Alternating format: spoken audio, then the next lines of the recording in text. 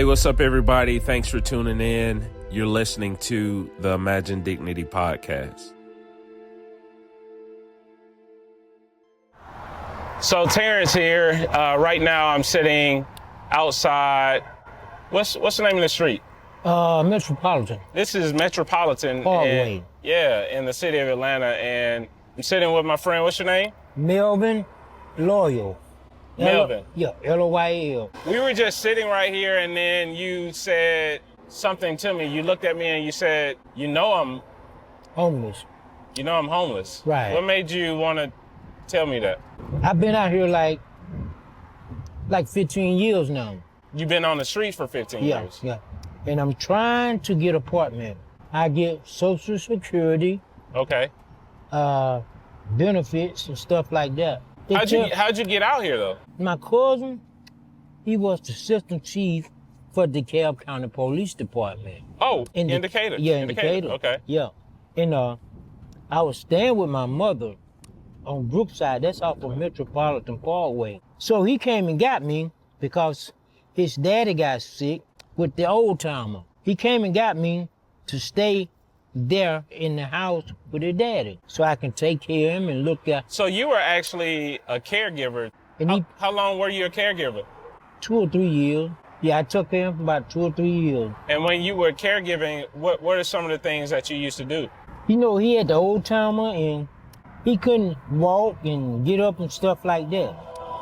So every morning I used to have to go in there and get him out the bed. He might be don't use the bathroom on himself, like piss and number 2. Yeah. I had to change him and bathe him and stuff and get him up and Wow. take him up to the front room. Wow. And Did set you him also in cook for him? Yeah. And sit him in the chair, turn on TV, and make sure he's comfortable and everything. Then I go cook breakfast for him. Oh, Yeah, I used to cook breakfast. Did you throw down in the kitchen? Yeah. What was your favorite meal to cook? Like breakfast, you know, the usual egg, oatmeal, toast, sometimes grits, and stuff like that. Bacon, sausage, Yeah. and stuff like that for breakfast. Then like for lunch, you know, I might fix him 2 or 3 little sandwiches and stuff like that. Yeah. Yeah. And that was about it. Did you like caregiving when you were Yeah. taking care of him? Yeah, because he did a lot of things for me when I was growing up. Yeah. Like what? Like if I got into a argument or fight or something on the streets and like they be trying to get revenge and stuff like that. So here I tell him about it. He'll say, "Well, come on over here and until things cool down." You know what I'm saying? Oh yeah. So he used to actually like protect you and keep you safe and all those types of things. Yeah. Like I So said, did you feel like because he did that for you, you wanted to be a caregiver to him? Yeah, because he was disabled. Yeah. And then me, I was just working at the car wash and so when his son came and got me, my cousin used to pay me like $300 a week. They used to pay you to be a caregiver. Yeah, they used to pay me. The first thing you said to me when we were out here is that you are experiencing homelessness, right? Yeah. But then you tell me this beautiful story about being a caregiver, which to me, when I hear that, you know what I hear? What? That you're a person with compassion. I barely talk to people. Why? Because I'm homeless and I stay to myself. No, I kind of stay to myself. You ask anybody around him. Yeah, but does being homeless, do you think, or being unhoused, does that make you not want to talk to people? No. Sometimes I can walk, sometimes I can't. I'm supposed to be in that wheelchair, Yeah. but I pushes that stuff around and it make my legs strong. Now, I'm a sick person too. And I take a lot of pills and and about 5 or 6 asthma pumps. All that stuff is over there. Today, Would you say that you are a compassionate person? yeah, I am. What makes you compassionate? I'm a Christian and I like to do nice things for people. And Where does that come from? it comes from my heart. I got Jesus Christ blood running through me. And Yeah, yeah. So that make me on the good side. on the good side. Yeah. Why do you think it's important to be nice to people? My mom and dad taught me right from wrong to be nice to people. Even when they're not nice to you? Yeah, you gotta be nice to them. If you be evil like they is, things happen. If they wanna be mean, you can't change that. That's just the way they is. But me, when a person is mean at me, I try to walk away.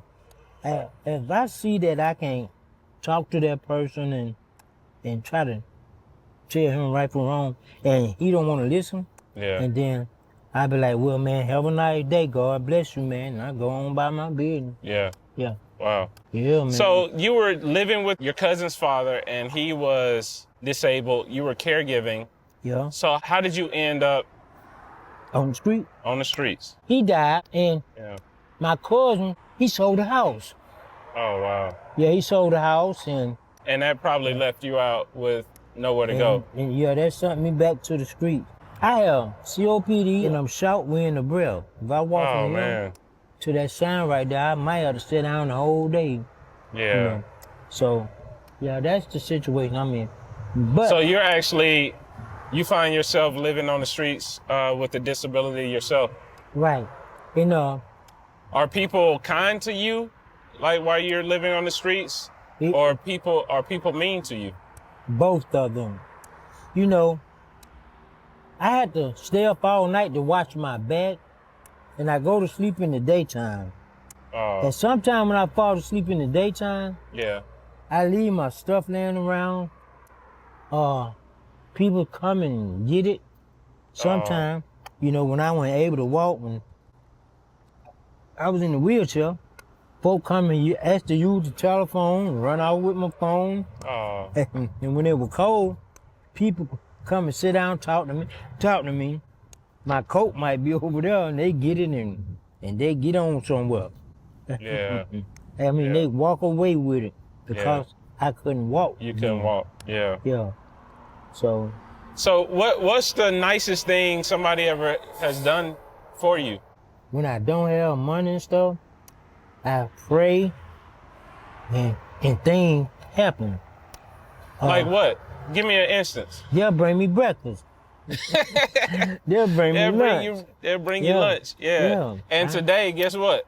What? I'm gonna get you lunch. Okay, cool. That's cool, man. Yeah. Yeah, I can use it, man. You say when people like meet your basic needs, sometimes you're actually praying for those things to happen? Yeah, and they happen just like that. And man, I was so hot and dehydrated. One day, man, I thought I wasn't gonna make it. Oh, wow. And this lady, I was praying for some water. Wow. And this lady came in with bottles of water. I'm talking about in the next 10 minutes, man, I thought I wasn't gonna make it. In the next 10 minutes, I had prayed. In the next 10 minutes, I was looking that way. And I guess it came from that way. Yeah. And she said, hey, you thirsty? I said, yeah, ma'am. I said, ma'am, you may don't believe it, but I was praying for some water. And the water Wow. had ice in it and everything. Oh, wow. Man, that was a blessing there, man. Yeah. Well, Yeah. it's a lot of times I can be sitting down right there Yeah. and people just pull up behind me. Hey, you hungry? Yes, I am.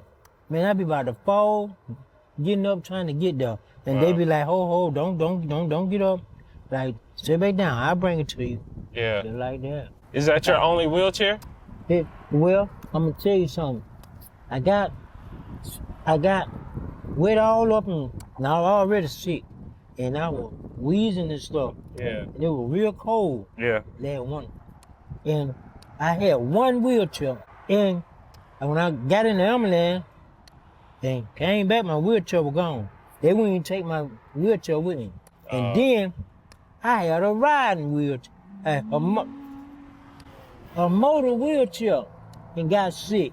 And they couldn't put that on them. And my clothes and everything was on them. Yeah. And I said, well, I don't want to go. Damn, I don't want to go to the hospital. Yeah. And I told them, no, I don't want to go to the hospital because my wheelchair was out there. And my clothes and my personal paper stuff was out there. So all of your things were in a wheelchair, and you needed to go to the hospital, but you didn't want to lose all of your things. Right. Yeah. That's what I told paramedic. And, they said, well, you need medical attention. Yeah. Or you going to mess around and die, like that. So I said, Lord, I'm So let me ask you something. Do you feel like you need to go to the hospital now? No, I'm good right now. You have all of your medication and things? No. Do you need medication? Yeah, I got to get up to Walgreens, says my medicine up there. Yeah. How much is it? Yeah. Man, my medicine be like $100 or something. $100? Yeah. Do you need your medication today? Yeah, I got to go up there and try to get it. How about we get your medication today? Yeah. How you gonna get my medication? I'm gonna go pay for it. Well, let me ask you this final question, man. What keeps you motivated and happy, while you're out here on the streets? I watch a lot of old movies, like from the 70s. Oh, you like movies? Yeah, like from the 70s and stuff like that. I watch a lot of movies. What's your favorite movie? You wouldn't believe it. What is it? You may think I'm lying. Okay. King Kong. King Kong. Why King Kong? My favorite movie is Coming to America, but that's another story. Why King Kong? I just like that movies. And he act like he human. You know what I'm saying? Sometimes in some part, he's a jealous fella and boy, he get mad. And he protect her while he was fighting. You know what I'm saying? Oh man, that's a good movie. I like that movie. Yeah, I like that movie. Man, if you're gonna be on my podcast, it's Imagine Dignity Podcast. Yeah. And the reason I'm doing interviews is because sometimes people think that just because you're unhoused, that you don't have any worth or value.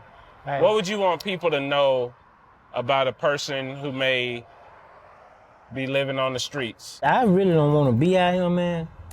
But I got a lot of applications in a lot of these high rises around them. Yeah. And they got a waiting list. They got a waiting list. And I'm 62 years old. Yeah. Guess what they tell me? What do they tell you? You ain't gonna be able to get an apartment till you get 64. 64? Yeah, so I gotta be out here a couple of more years. And I already been out here a long time. But I'm praying that I get an apartment real soon because I don't want to be out here. Right. I don't have no friends out here. Right. I don't talk to nobody. Right. Stuff like that. I got a family, but if they tell me one time to go to a shelter, and I tell them I already done been to every shelter around here in Georgia, guess what? They say they don't try to help me, and they ain't gonna help me no more. They hangs up the phone on me. Oh wow. Yeah, man, that's cold, man. That is cold. My family tell me, they get a number and they tell me to call this number. Look here, I already don't call this number. I don't been to the front door of that place. I can tell you the address and what street is on and everything. Yeah. Like that. And you just can't go in them places and stay. Yeah. And so would you say one of the messages that you want people to know is that you can't throw people away? Right. And sometimes it takes a lot longer to get off the streets than people think? Yeah, cause see, they haven't been out here. Some people haven't been out here. Yeah. And they just don't understand. Right. And my family is them type of people. You can't tell them nothing. Yeah. They know. How you know when you ain't been out here? That's right. And you ain't been to them people and try to talk to them. Only thing them people gonna tell you, this is a shelter. Okay, I understand that. Yeah. Now, okay, so I go there and they let me in. I'm in. But they also put you out. Yep. Rain, sneeze, or snow. They don't care if you're a baby or not. Yeah. You gonna get out of there when it's time to get out of there. Little children, man, Yeah. don't have coats and stuff like that. Yeah. I Some mean, in places- this city and cities across the country, Oh yeah. you know, man, let me just say, I really appreciate you sharing Yeah. and being vulnerable, because I know how hurtful it can be when you feel like family may exclude you or try to write you off. But Yeah. today, man, I just wanted to stop and talk to you and remind you that you do have worth. What do you need right now? Today? Right now, Yeah. man, I need some money. I need some money, man. I need some long pants Long and some pants. t-shirts. T-shirts. Yeah. Okay. And some. What size shoe you wear? I wear a 10. Okay. Yeah. A 10 and a half. 10 and a half shoe. 10 and a half. What size pants? 34. 34. 32. Would you like jogging pants or do you want regular pants? Both of them. Okay. And a couple of pair of short pants with the pockets on them. Okay. Yeah. I like the army pants. Yeah. Them. And some t-shirts. Yeah, t-shirt. Okay. And Well- socks. And socks. Yeah, I need some shoes now. Hey, I mean, if you can't give me none, that's You gotta fine. get some shoes. Yeah. Well, I'm gonna make sure that you get everything that you just listed. How about that? Oh yeah. No, for real. Okay. All right. What's one thing recently that made you smile? I was glad to see y'all, because y'all was gonna help me. Yeah. Yeah. Man. Mm-hmm. And to make me smile, you said you're gonna do them things for me. Yeah. Yeah. Yeah. I mean it too. Yeah. You know that, right?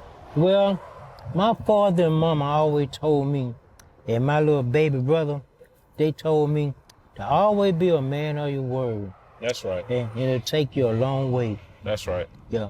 Man, I appreciate you talking to me today. Yeah. And it's a blessing to meet you, man. Hey. Hey. Yeah.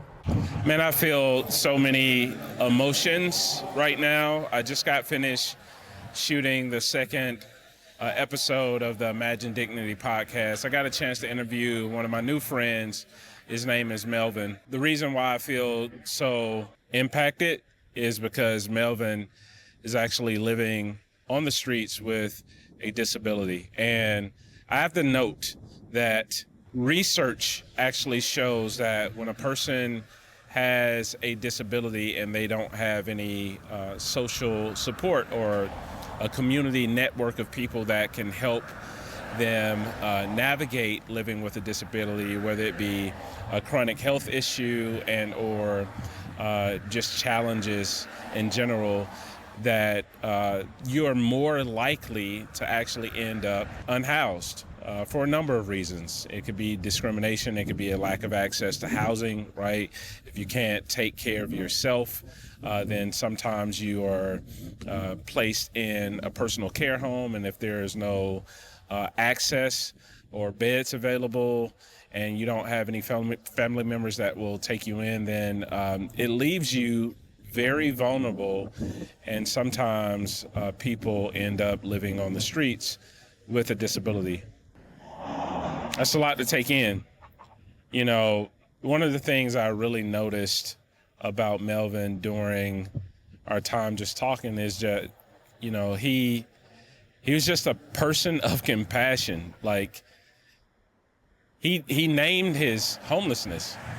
Before we even started the interview, he said, you know I'm experiencing homelessness, right? And, you know, I never approach people to, like just point out the fact that they don't have anywhere to go. I just talk to people like they're regular human beings, and that's what I wanted to do. And I said, bro, like that doesn't matter to me. I just want to get to know who you are as a person. And he started talking to me about how he was once a caregiver. You can't be a caregiver if you don't have compassion. So immediately that just like really stood out to me. But greater than that, just the way that he expressed himself, he was articulate about, what he feels when he's in isolation. He was articulate about how sometimes you get on housing waiting lists and how long it takes for you to actually get access to housing. He was honest about, the enormous amount of money that it takes to purchase medication, especially if you need access to medication. Man, he was just, honest. And I'm glad we were able to help him some today. And we're going to continue to check on him to make sure he's okay. I hope that when people watch this video, that they hear his heart and hear how much it actually harms a person who is unhoused when stigma is used to justify the mistreatment and the exclusion of people. It's just human beings. And he kept saying and reiterating as we were discussing that he was human and that, he didn't want to be isolated, but sometimes even his own community didn't embrace him. And that you never know what a person is going through when they're experiencing homelessness. Like, you can make a judgment about someone who is unhoused, but as my friend Melvin just said, you don't know what it's like if you've never lived it. And so I hope you learn something, and I hope this increases your empathy towards this population against the backdrop of a Supreme Court ruling that just opens up the entire nation to, cities and states to actually, mandate laws or create laws to punish people for not having anywhere to go. And I think it's something that needs to be changed.